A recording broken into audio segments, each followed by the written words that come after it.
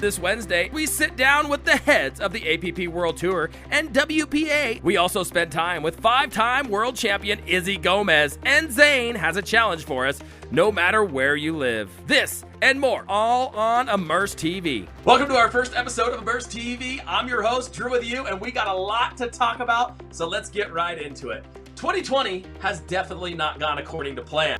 It all started when the European Football League started playing games in empty stadiums, and everybody was wondering what would happen next. And then it started to hit home as the National Basketball Association announced postponement of its regular season on March 17th. And then all of it started to hit the world of SUP. As one of the most looked forward to races of the year, the Carolina Cup was announced it would be postponed on March 17th as well. All eyes were on the Olympic Games. The Olympic Games bringing in surfing for the first time in history, and so much excitement for this year in Japan. And it was just announced March 24th that it would postpone its event as well to the summer in 2021. So since the entire world is on lockdown, confined to our walls of our homes, we are going to bring you Immersed TV. We're going to talk to those athletes, see what they're doing with their time off. How has this lockdown or this quarantine affected their training regimens? We're going to talk to the event organizers. We're going to see how much work it goes into putting on an event and restructure them. So we're excited to bring this to you. You're going to get an inside look.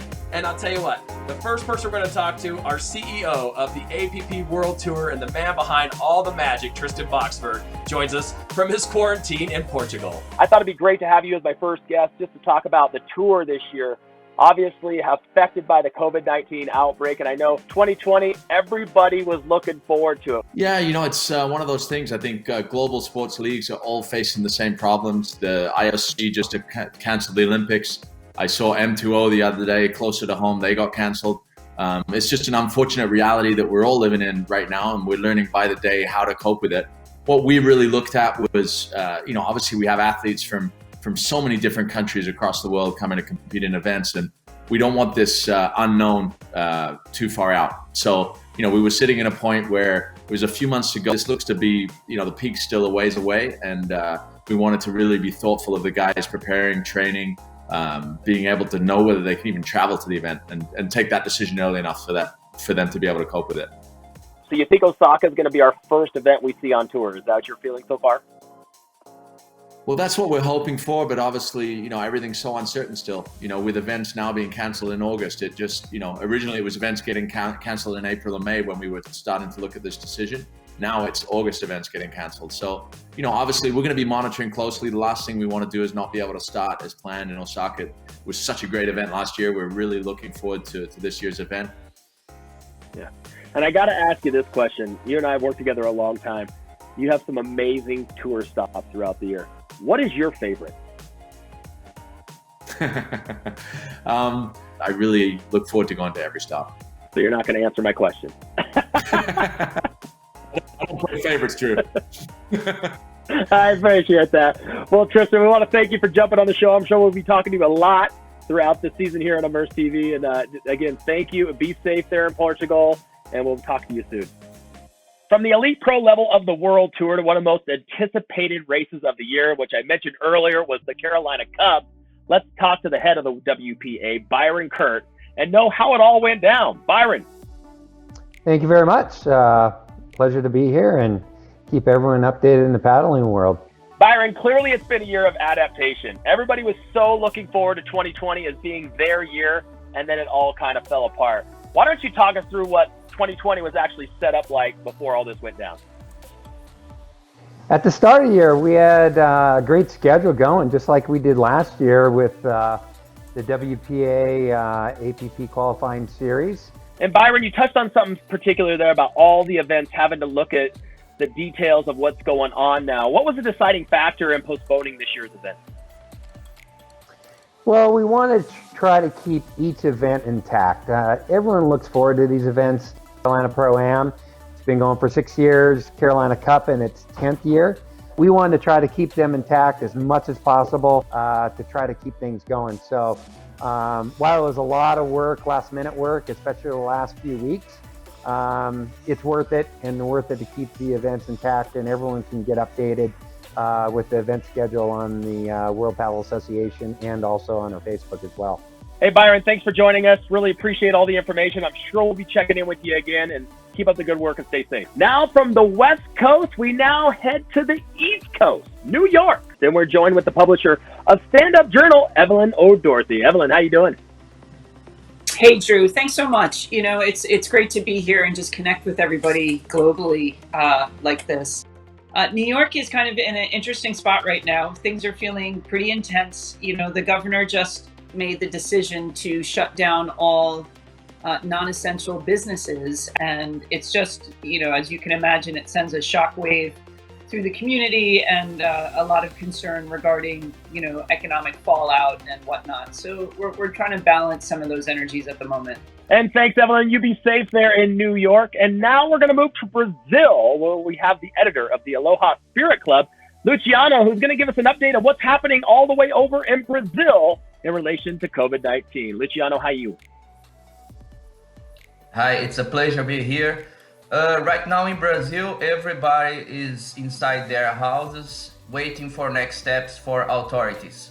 So we are just waiting to see how the things are going to be in the next days. And Luciano, we definitely want to talk with you more in depth on the next episode, as we're going to recap 2019, where the Brazilians came out to commanding performances throughout the entire APP World Tour season.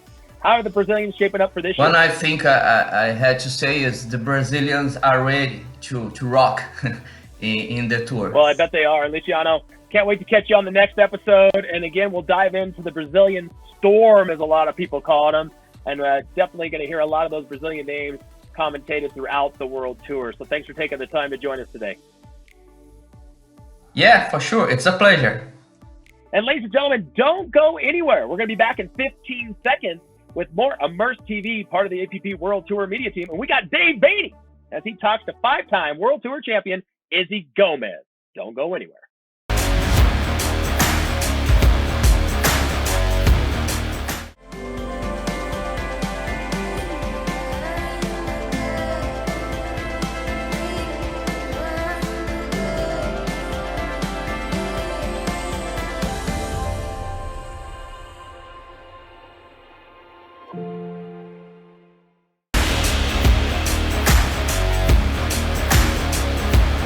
What's up, you guys? Dave Boehne here, APP World Tour. We're coming live from the Infinity SUP World Headquarters. We are practicing social distancing. You can see I'm the only one here today, except we have a special guest, your world champion, Izzy Gomez. What's up, Izzy? Not much. How are you? I'm lonely, but other than that, I'm great. Yeah, I'm in the same boat. I'm currently in my house all by myself.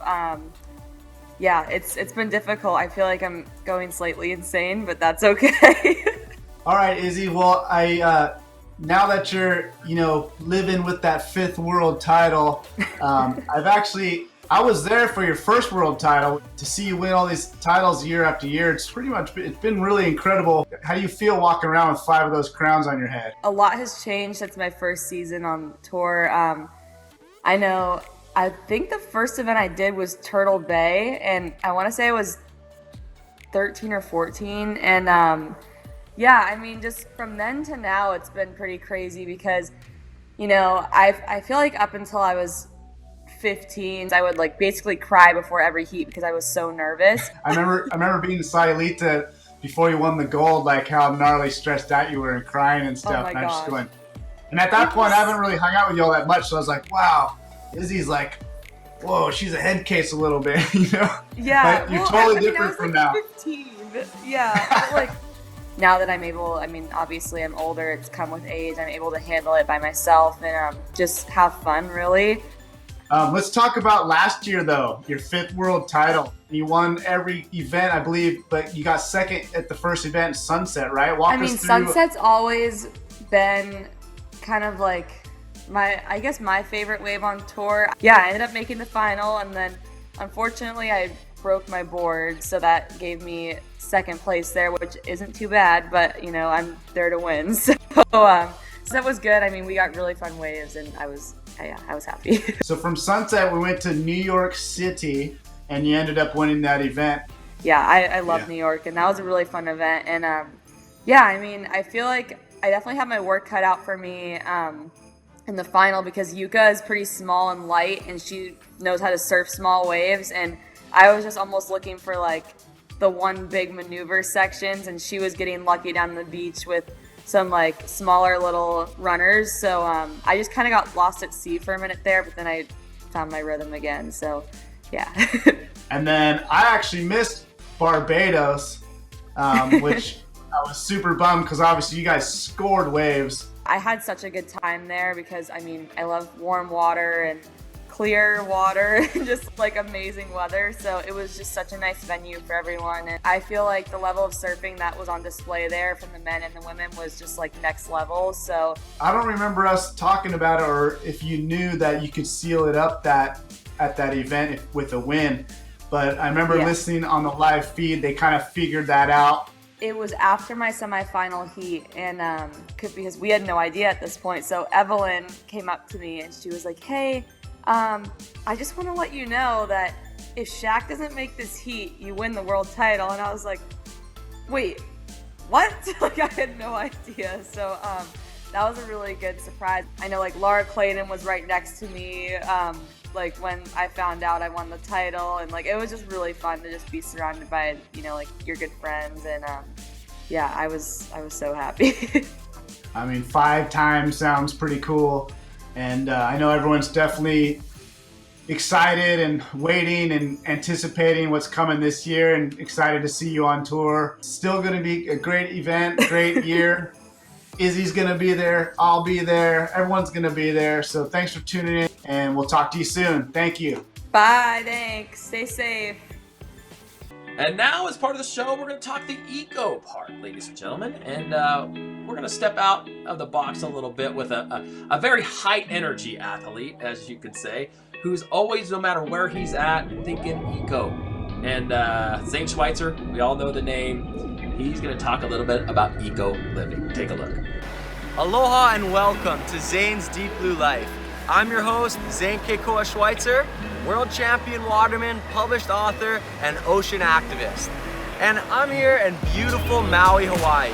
This is where I grew up, and it's my home, and behind me is my church, my playground, and my place of refuge.